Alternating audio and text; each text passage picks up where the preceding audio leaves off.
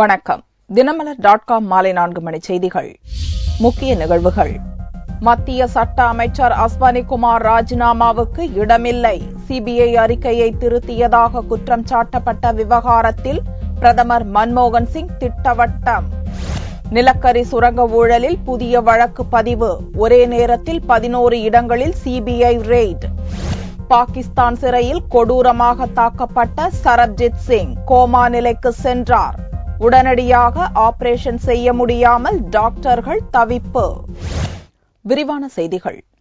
சுரங்க ஒதுக்கீடு பிரச்சினை நீதிமன்றத்தில் நிலுவையில் இருப்பதால் சட்ட அமைச்சர் அஸ்வனி குமார் ராஜினாமா செய்ய வேண்டிய அவசியம் இல்லை என்று பிரதமர் மன்மோகன் சிங் திட்டவட்டமாக தெரிவித்துள்ளார். நிலக்கரி சுரங்க ஒதுக்கீடு குறித்த விசாரணை அறிக்கையை உச்சநீதிமன்றத்தில் தாக்கல் செய்வதற்கு முன் சட்ட அமைச்சர் அஸ்வனி குமார் மற்றும் பிரதமர் அலுவலகம் மற்றும் நிலக்கரித்துறை அமைச்சக அதிகாரிகளிடம் காட்டியதாக உச்சநீதிமன்றத்தில் சிபிஐ இயக்குநர் ரஞ்சித் சின்ஹா வெள்ளியன்று ஒப்புதல் அளித்தார். இதன் மூலம் சிபிஐ விசாரணையில் காங்கிரஸ் தலைமையிலான மத்திய அரசு தலையிடுவது உறுதியாகி இருப்பதாகவும் அதனால் பிரதமர் மன்மோகன் சிங் சட்ட அமைச்சர் அஸ்வனி குமார் ராஜினாமா செய்ய வேண்டும் என பாரதிய ஜனதா உள்ளிட்ட கட்சிகள் வலியுறுத்தி வருகின்றன.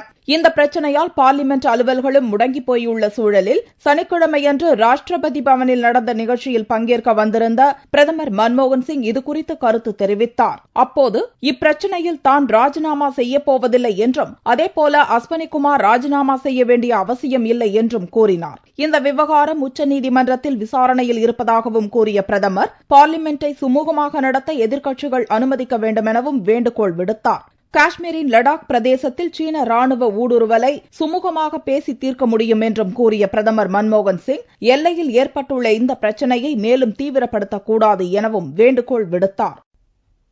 நிலக்கரி சுரங்க ஊழல் தொடர்பாக புதிய வழக்கை பதிவு செய்துள்ள சிபிஐ டெல்லி உள்ளிட்ட 3 நகரங்களில் 11 இடங்களில் சோதனை நடத்தியுள்ளது. நிலக்கரி சுரங்கங்கள் ஒதுக்கப்பட்டதில் நடந்த முறைகேடுகள் குறித்து சிபிஐ விசாரித்து வருகிறது. சத்தீஸ்கர் மாநிலத்தில் புஷ்ப் ஸ்டீல் அண்ட் மைனிங் என்னும் நிறுவனத்துக்கு சுரங்கம் ஒதுக்கப்பட்டுள்ள போதும் இதுவரையில் அந்நிறுவனம் சுரங்கப் பணிகளை துவக்கவில்லை. சுரங்க தொழிலில் போதுமான முன் அனுபவம் இல்லாத போதும் தவறான தகவல்களை அளித்து சுரங்க உரிமத்தை பெற்றிருப்பதாக ஆரம்ப கட்ட விசாரணையில் தெரியவந்ததை அடுத்து புஷ்ப் ஸ்டீல் நிறுவனம் மற்றும் அதன் இயக்குநர்கள் அதுல் ஜெயின், சஞ்சய் ஜெயின் உள்ளிட்டோர் மீது சிபிஐ வழக்கு பதிவு செய்துள்ளது. அதோடு சத்தீஸ்கர் தலைநகர் ராய்ப்பூர், டெல்லி, ஹரியானா மாநிலம் நர்வானா ஆகிய நகரங்களில் உள்ள புஷ்ப் ஸ்டீல் நிறுவனத்தின் அலுவலகங்கள் உள்ளிட்ட 11 இடங்களில் சிபிஐ அதிகாரிகள் ஒரே நேரத்தில் சோதனை நடத்தி பல ஆவணங்களை கைப்பற்றியுள்ளனர். நிலக்கரி சுரங்க ஒதுக்கீட்டில் நடந்த முறைகேடுகள் தொடர்பாக சிபிஐ இதுவரை 11 வழக்குகளை பல்வேறு நிறுவனங்கள் மீது பதிவு செய்துள்ளது. பாகிஸ்தான் சிறையில் கொடூரமாக தாக்கப்பட்ட சரப்ஜித் சிங் லாகூர் மருத்துவமனையில் கோமா நிலைக்கு தள்ளப்பட்டுள்ளார். சரப்ஜித் தாக்கப்பட்ட சம்பவத்துக்கு பிரதமர் கண்டனம் தெரிவித்துள்ளார். பஞ்சாப் மாநிலத்தைச் சேர்ந்த சரப்ஜித் சிங் பாகிஸ்தான் எல்லையில் தவறுதலாக நுழைந்ததற்காக 1990ஆம் ஆண்டு அந்நாட்டு போலீசால் கைது செய்யப்பட்டார். அதே ஆண்டில் பாகிஸ்தானில் நடந்த குண்டுவெடிப்பு சம்பவம் தொடர்பான வழக்கில் சரப்ஜித் சிங்குக்கு தூக்கு தண்டனை விதிக்கப்பட்டு லக்பத் சிறையில் அடைக்கப்பட்டுள்ளார். 20 ஆண்டுகளாக சிறைவாசம் அனுபவிக்கும் 49 வயது நிரம்பிய சரப்ஜித் சிங்கை மனிதநேய அடிப்படையில் விடுவிக்க வேண்டுமென பாகிஸ்தானிய அரசை மத்திய அரசு வலியுறுத்தி வந்தது. ஆனால் பார்லிமென்ட் தாக்குதல் வழக்கில் அப்சல் குரு தூக்கிலிடப்பட்டதை தொடர்ந்து பதிலடி கொடுக்கும் வகையில் சரப்ஜித் சிங்கையும் தூக்கில் போட வேண்டும் என்று பாகிஸ்தானில் கோரிக்கை வலுத்தது. இந்நிலையில் சிறையில் சரப்ஜித் சிங்கை 6 கைதிகள் வெள்ளியன்று கொடூரமாக தாக்கினர். லாகூரில் உள்ள ஜின்னா அரசு மருத்துவமனையில் சேர்க்கப்பட்ட சரப்ஜித் சிங் கோமா நிலைக்கு தள்ளப்பட்டுள்ளதால் அவருக்கு உடனடியாக ஆபரேஷன் செய்ய முடியாத நிலை ஏற்பட்டுள்ளதாக டாக்டர்கள் சனிக்கிழமை கைவிரித்தனர். சரப்ஜித் சிங்கின் நிலை தொடர்ந்து கவலைக்கிடமாக உள்ளது. இதனிடையே பஞ்சாபில் வசித்து வரும் சரப்ஜித் சிங்கின் மனைவி சுக்பிரீத், மகள்கள் பூனம், சப்னா, சகோதரி தல்பீர் கவுர் ஆகியோர் தேசிய தாழ்த்தப்பட்டோர் ஆணைய துணைத் தலைவர் ராஜ்குமார் விர்காவை சந்தித்து சரப்ஜித் சிங் தாக்கப்பட்டது தொடர்பாக நீதி விசாரணை நடத்த நடவடிக்கை எடுக்க வலியுறுத்தினர்.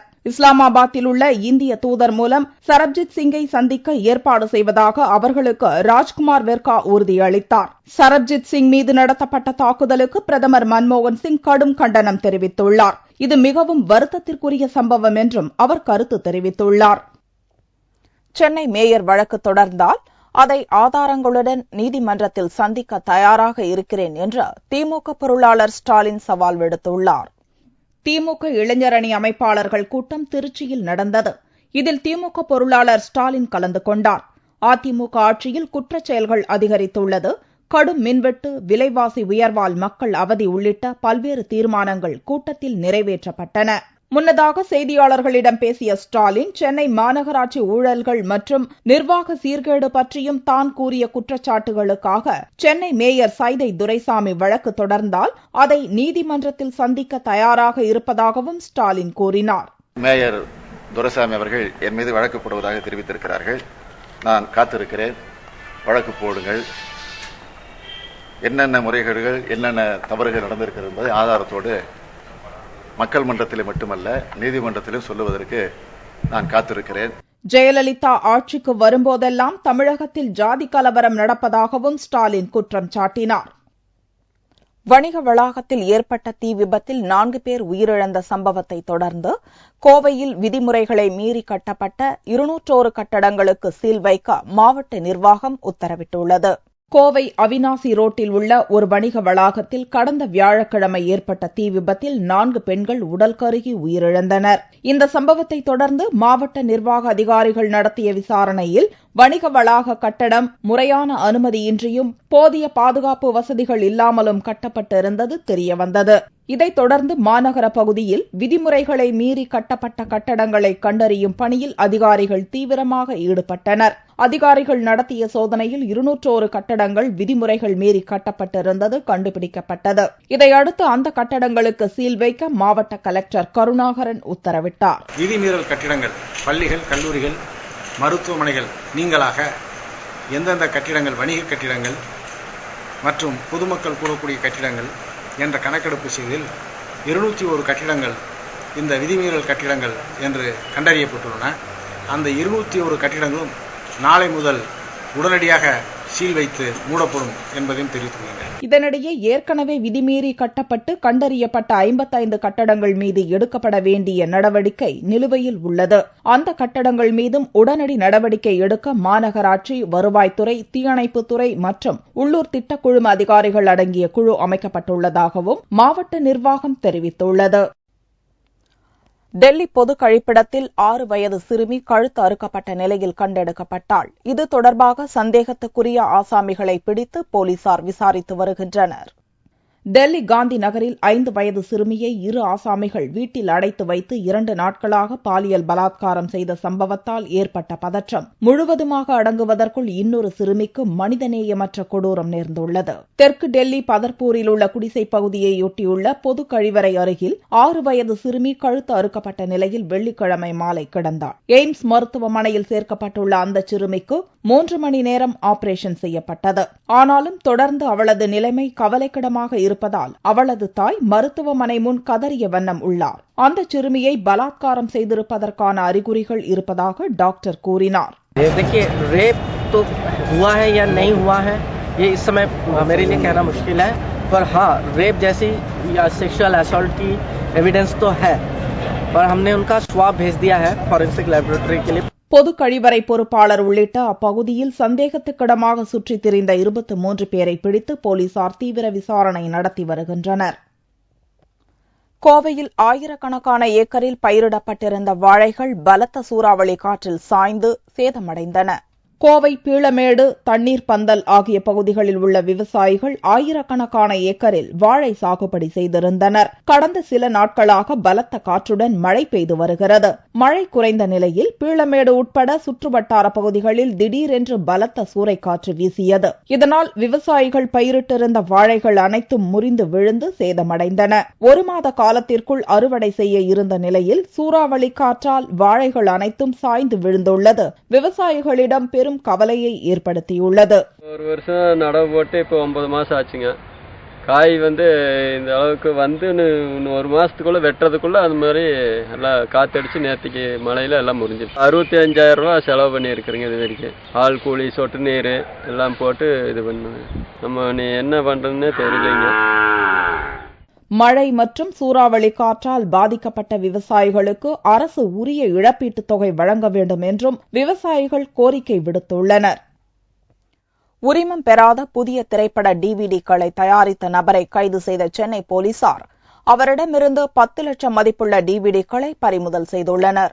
சென்னை நகரில் சமீபத்தில் வெளியான புதிய திரைப்படங்களை திருட்டு CD, DVDக்களாக தயாரிப்பவர்கள் மீது நடவடிக்கை எடுக்க போலீஸ் கமிஷனர் உத்தரவிட்டிருந்தார். உத்தரவின் பேரில் செயல்பட்ட மத்திய குற்றப்பிரிவு திருட்டு வீடியோ தடுப்பு பிரிவு போலீஸ் படையினர் பழைய வண்ணாரப்பேட்டை பகுதியில் திடீர் சோதனை நடத்தினர். அங்கு ஒரு வீட்டில் உரிமம் பெறாமல் தமிழ், தெலுங்கு, ஹிந்தி படங்களின் DVDக்கள் தயாரிக்கப்படுவதை கண்டுபிடித்து இதில் ஈடுபட்ட ஷாஜகான் என்பவரை கைது செய்தனர். அவரிடமிருந்து 10 லட்சம் மதிப்புள்ள 2000 DVDக்கள் உள்பட உபகரணங்களை பறிமுதல் செய்தனர். இதை சென்னை போலீஸ் கமிஷனர் அலுவலகத்தில் போலீசார் காட்சிப்படுத்தினர். மேலும் இந்த வழக்கில் தொடர்புடைய முக்கிய குற்றவாளியான அப்துல் கரீம் தலைமறைவாகிவிட்டார். அவரை போலீசார் தேடி வருகின்றனர்.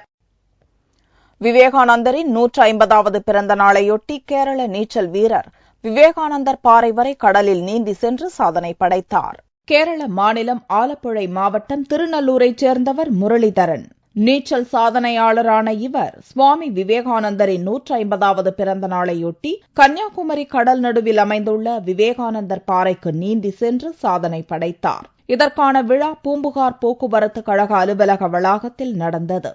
கேரள சபாநாயகர் கார்த்திகேயன் கொடியசைத்து துவக்க முரளிதரன் கடலில் குதித்து நீந்தி 33 நிமிடங்களில் விவேகானந்தர் പാറയെ അടൈந்தார். അദ്ദേഹത്തിന്റെ എല്ലാ സന്ദേശങ്ങളും യുവജനങ്ങൾ ഏറ്റെടുത്ത് നമ്മുടെ ഭാരതത്തെ മുന്നോട്ട് നയിക്കാനും ലോകത്തിലെ ഏറ്റവും വലിയ രാജ്യമായി ഭാരതം മാറാനും ഞാൻ ഈ വിജയം സമർപ്പിക്കുന്നു. முரளிதரன் ஏற்கனவே நீச்சல் போட்டியில் பல சாதனைகளை படைத்தவர் என்பது குறிப்பிடத்தக்கது. தங்கத்தின் விலை சனிக்கிழமையன்று சவரனுக்கு 72 ரூபாய் அதிகரித்திருந்தது. ஒரு சவரன் தங்கம் 20,816 ரூபாய்க்கு விற்பனையானது. 1 கிராம் ஆபரண தங்கம் 2,602 ரூபாயாக இருந்தது. வெள்ளி கிராமுக்கு 1 ரூபாய் 10 காசுகள் உயர்ந்து 1 கிராம் 49 ரூபாய் 20 காசுகளுக்கு விற்பனையானது. பார் வெள்ளியின் விலை 45,990 ரூபாயாக இருந்தது. மதுரையில் விடிய விடிய நடந்த கள்ளழகரின் தசாவதார நிகழ்ச்சியை பக்தர்கள் ஏராளமானோர் பார்த்து பரவசமடைந்தனர். மதுரை அழகர் கோவில் சுந்தரராஜ பெருமாள் கோவிலில் சித்திரை திருவிழா கடந்த 21ஆம் தேதி துவங்கியது. 25ஆம் தேதி பச்சை பட்டுடுத்தி பக்தர்களின் பக்தி கோஷங்களுக்கிடையே தங்க குதிரையில் கள்ளழகர் எழுந்தருளி வைகை ஆற்றில் இறங்கினார். 25ஆம் தேதி இரவு வண்டியூர் வீரராகவ பெருமாள் கோவிலுக்கு சென்ற கள்ளழகர் வெள்ளிக்கிழமையன்று காலை சேஷ வாகனத்தில் புறப்பட்டு வண்டியூர் வைகை ஆற்றில் மண்டூக மகரிஷிக்கு சாப விமோச்சனம் அளித்தார். இதையடுத்து வெள்ளிக்கிழமையன்று இரவு ராமராயர் மண்டபத்தில் சேஷ வாகனத்தில் வந்த கள்ளழகர் அங்கு முத்தங்கி சேவை, மற்ற அவதாரம், கூர்ம அவதாரம், வாமன அவதாரம், ராம அவதாரம், கிருஷ்ண அவதாரம், மோகினி அவதாரம் ஆகிய அவதாரங்களில் பக்தர்களுக்கு காட்சி கொடுத்தார்.